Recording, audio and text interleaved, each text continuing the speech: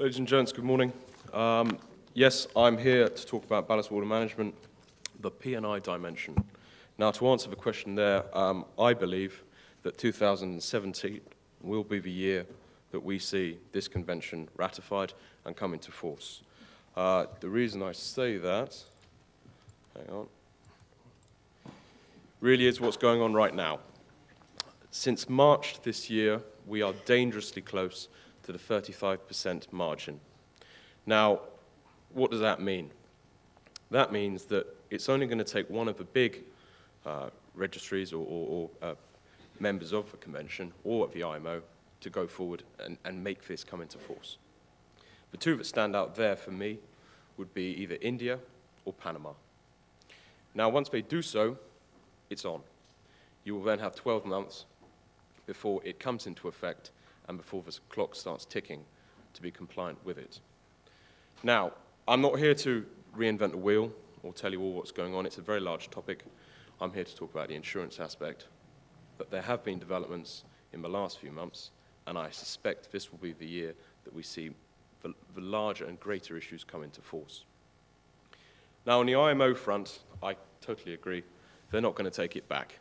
There is momentum now behind this, and unfortunately, it's something we're all going to have to deal with in the longer term, whether we like it or not, from a ship owner's perspective. Naturally, it's something that is good for the environment, and we should support. The timing, however, is not going to be easy. Retrofitting vessels will not be a simple case, nor will it be a relatively cheap or modest affair. Now, what do we as the insurer worry about? What do we think about or concern ourselves with? Third-party liabilities. How do we see going forward our owners, our members, suffering or incurring liabilities because of non-compliance, or one could even consider a pollution risk? Now, we talked about at the start today, uncertainty. This is one of those subjects where uncertainty is a massive, massive factor, particularly now. Now, that's really where the IMO is at. Where are the United States at? The United States is slightly clearer, only ever slightly. You've got the US Coast Guard, who thus far are being very helpful and supportive of owners, and who recognize the fact that despite legislation being in force, there is as yet an approved system or body of systems that they can recommend or expect ship owners to have or implement. This is fine. But right now, there's a heavy drive to work out which technologies, which providers, and which systems will be approved. I'm not going to go into the details of all the legislation or what is necessary, but I will point out two issues that we concern ourselves with. Whilst the US Coast Guard is obviously on board and assisting where they can in terms of their approvals, in terms of the extensions they grant owners, you do not have an equal or level playing field. The US Environmental Protection Agency are far stricter, really, in terms of what they expect compliance to be and amount to. Now, right now, this isn't a problem. Because there's no approved system, because the issues are still up in the air, nobody, quite frankly, has an idea what they should or shouldn't be asking or expecting ship owners to have or implement. Fine, no problem. Will this change? We think it will. And even though last year the US Coast Guard were adamant that they would have a system approved by the end of 2015, they didn't. Will it happen in 2016? We think we're getting there. It's perhaps not as certain as what's going on right now with the IMO or what will happen this year on the ratification of the convention itself, but in terms of what's going on in the States, there is a continual sort of lobbying, campaigning, letters of intent, discussions between suppliers, providers, technological experts, and what the US really wants. Now, the EPA is an interesting point because the EPA does not grant extensions. And the EPA's jurisdiction is different to that of the Coast Guard's. So whilst the Coast Guard is happy presently to provide extensions and assist ship owners, the EPA doesn't go that far. It tacitly acknowledges the fact that it will not pursue or cause trouble with somebody who infringes their rules. And with the EPA, one of the issues we've got is the 3-mile boundary in US territorial waters where, for example, even if you have US Coast Guard approval, what you do or what you can get away with will be tolerated, but it is technically still an infringement. And I will talk about this later on in the talk, but I just want to highlight the fact that in the United States, there's no uniformity. So, what do we talk about and think about when it comes to compliance?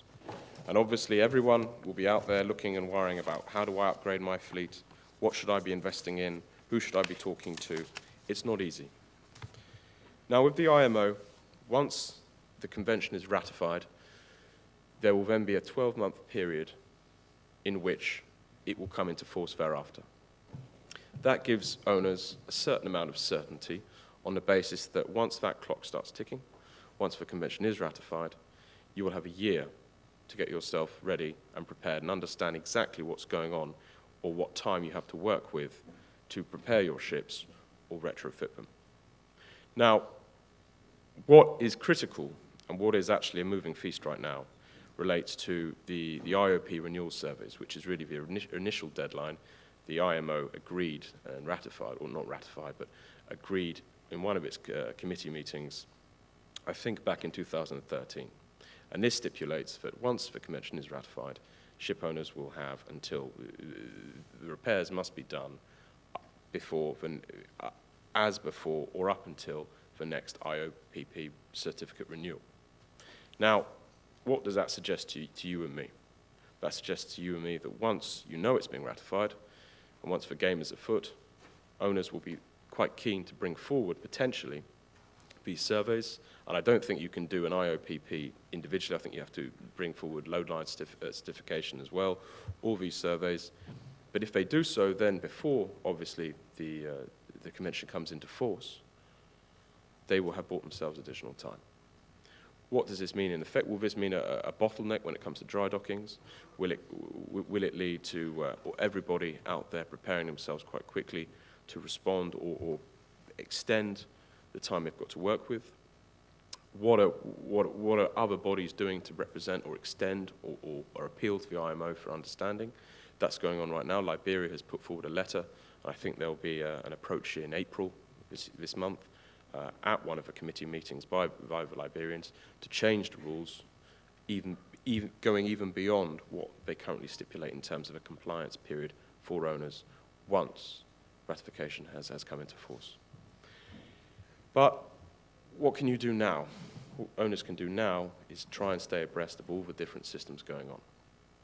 Be that with the IMO, be that in terms of keeping abreast of developments, who's going to ratify next, will that take us over the 35% boundary, what's going on in the States, what technologies are being approved, what technology does the US Coast Guard accept, what is it sniffy about, who are providers, are they advancing decent proposals, or have some been knocked back? It's all about trying to stay abreast and understand the market and also what's happening elsewhere in the world.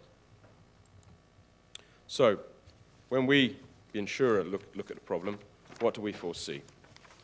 Well, it's difficult to say sometimes. What we focus on is trying to educate our members and stay abreast of their issues, but at the same time not making any assumptions. Now, biofouling is something we see a little bit more of now. Biofouling isn't so much particularly related to ballast. It could be a dirty hull. You could have sat off Brazil or for months on end, loaded a cargo, then gone somewhere else, and the port captain turns you away because there's a problem with there's a marine environmental risk. You may be carrying algae or some growth on the bottom of your hull. What does that lead to? Does that lead to a fine? Does that lead to merely operational delays? How does it work? The problem is we see now, because on the back of the ballast water management, whether the convention is ratified this year, whether it's ratified in 2 years, whether it's never ratified at all, which I sincerely doubt, awareness has been raised. And that is something owners cannot escape and must look at and address. And it's important now, with these issues out there, that these are factored in. We have seen instances where, for example, a ship has turned up to a port. For whatever reason, the environmental practice or the environmental concerns have been raised locally, and this has led to the ship being delayed. That's not good for you guys on the operational side or commercial side. And also, if fines are levied or disputes arise, then we as your insurers, whether it's on the P&I side or the FD&D side, would also have an interest and a concern. So that's biofouling. Is there an overlap? That's the biggest question also. Because I think if you read our rules very carefully, certain parts of them refer to or make special provision for compliance with MARPOL. Now, MARPOL is sacrosanct for us, and it's sacrosanct for everyone in this industry. Everything we do is about providing a business and a service for the shipment of goods or people worldwide, but in a safe and sustainable way. So the concern, I would say, if I was a broker sitting out there thinking, right, well, I have a problem. I have a ship owner who there's been a compliance issue, or perhaps he's left it too late, or there's been a problem because he couldn't get into a dry dock there, couldn't retrofit here. Am I covered? I think you've got two very different conventions. And right now, nobody is trying to pass judgment on how this is going to evolve. If the IMO and all the great and the good of world shipping can't decide how and when this will come into force, or if this will ever be a factor, it's impossible to say. So why should we? What we look at, though, is obviously trying to understand and prevent mistakes. And I think for us, where there are gaps, the EPA, I've made reference there, what happens if a system is approved this year and then the US Coast Guard suddenly starts becoming intolerant? What happens if the EPA then starts saying, no, absolutely not, you've infringed, we're going to police this now? You know there are systems out there that are available, you no longer have any excuse. Why are you in our waters? Why did you discharge ballast within 3 miles of our coast when you knew the issues? We don't care, you had an exemption. You are no longer compliant. There are solutions out there and you have not complied.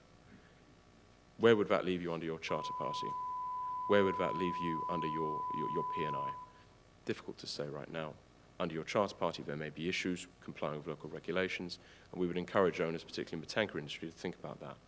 But for us, on the P&I side, it's far too early to look at it. But we want to flag up the issues, and we want people thinking about the issues. Now, to conclude, because I've run out of time, what do we see going forward? It's going to happen. We believe it will happen. I am a strong believer in planning for the worst, but hoping for the best. I think, as an owner, anybody involved in the industry needs to recognize that steps are going to start moving forward. I would be consulting everybody and anybody.